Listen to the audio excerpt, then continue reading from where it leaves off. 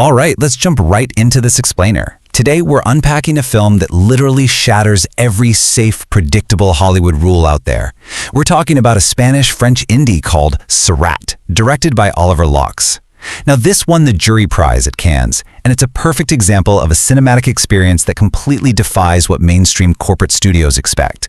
You won't find any clean subplots here, no easy answers, and definitely no tidy hero's journey. Actually, legendary game creator Hideo Kojima gave this one the absolute highest praise. He called it an outrageous film with just overwhelming immersion. But the really crucial part of his review is when he says it could never be born from an algorithm. I mean, coming from the mastermind behind atmospheric heavyweights like Death Stranding, that means a lot. He recognized that this movie feels so organic, completely bypassing those standard corporate formulas to deliver something incredibly visceral. So here's the crazy part.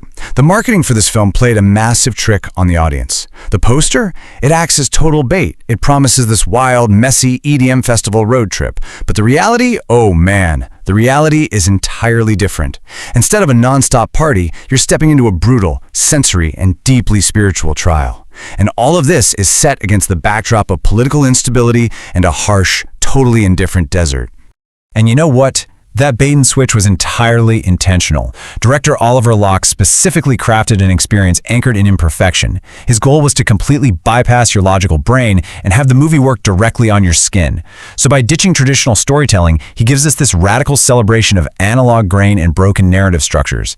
The story is purposely left messy, kind of like real life, right? To force us to actually feel the weight of the journey instead of just passively watching a plot unfold. Moving on to our next section, audio shock therapy. Okay, so the sound in this film isn't just background noise, it is literally the main character. To pull off this Oscar-nominated psychological shock therapy, composer Kang Ding-rae wrote about 80% of the heavy industrial techno tracks before they even started shooting. And then, armed with a €6.5 million budget, the audio team didn't just sit in a cozy studio. No way. They took a wild approach. They physically dragged massive rave speakers out into the Sahara Desert and blasted these heavy techno beats. Then, they re-recorded the sound to capture the real grit. We're talking the distortion of the wind, the stinging sand, and the actual physical rattle of their equipment.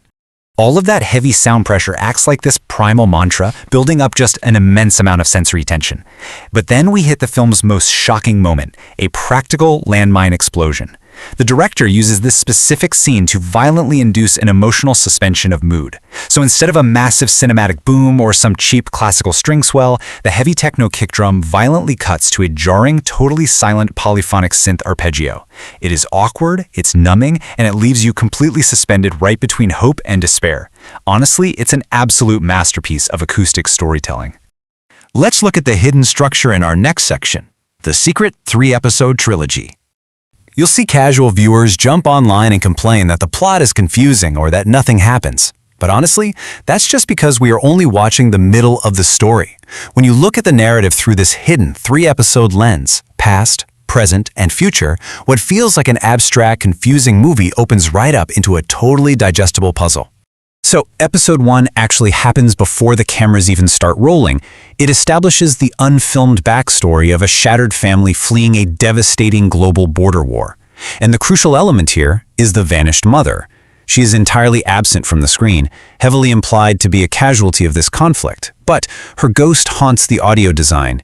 If you listen closely through the heavy electronic static of the desert, you can hear these mournful, sacred Islamic chants. It's Surah Maryam, the chapter of Mary, which serves as the ultimate symbol of maternal suffering and grief. And that heavy trauma spills directly into episode 2, which is the actual physical road trip we watch in the film. This is where the father's hyperprotective, rigid rules just completely fail against a collapsing world. First, his daughter just vanishes into the lawless oasis of the underground EDM rave culture. Then, his teenage son basically undergoes an initiation rite, cutting his hair, changing his clothes, to join up with these nomadic EDM gangs. The whole family just gets entirely swallowed by the desert.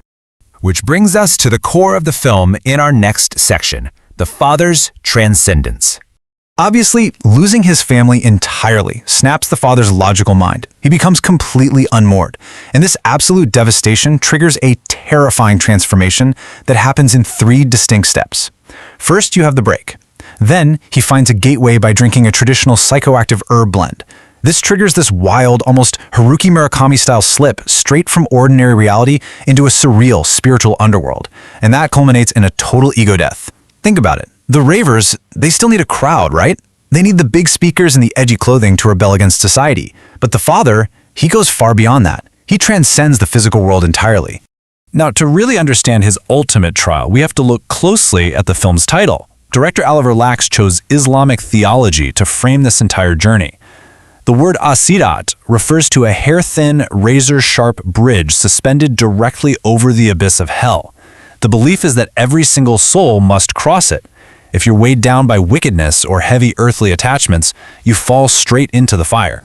Having shed all of his worldly baggage, his ego, and his logic, the father basically becomes the mythological archetype of the holy fool.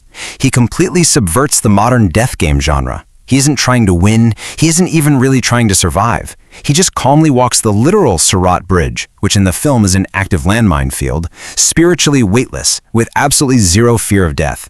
To the army watching him, he looks insane, but spiritually, he's completely untouched. And that brings us to episode 3, the final train ride at the very end of the film. They are heading toward an unknown last station. They're no longer chasing the temporary high of a desert rave, and they're definitely not fighting to preserve a normal life that is already long gone. This train ride represents a supreme spiritual achievement.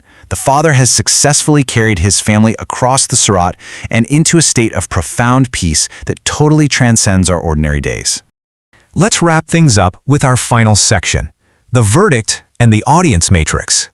Because this €6.5 million indie film completely abandons the Hollywood algorithm, it is a fiercely divisive experience. If you fall into Audience X, this is absolutely for you. You're probably an audiophile, a cinephile who loves the lonely, atmospheric pacing of games like Death Stranding, or existential Arthouse films like Tarkovsky's Stalker. You want a movie that leaves you with a serious emotional hangover. But if you're an Audience Y, wanting a fast-paced Hollywood thriller, clear explanations, or a super neat hero's journey, the sparse dialogue and open ending are just going to frustrate you. So, as we close out this explainer, you really have to ask yourself which side of the bridge you stand on. Are you ready to embrace the radical imperfection and raw soundscapes of Sirāt? Are you Audience X or are you Audience Y? Drop a comment below and let me know. Until next time, keep exploring the stories that challenge exactly how we see the world.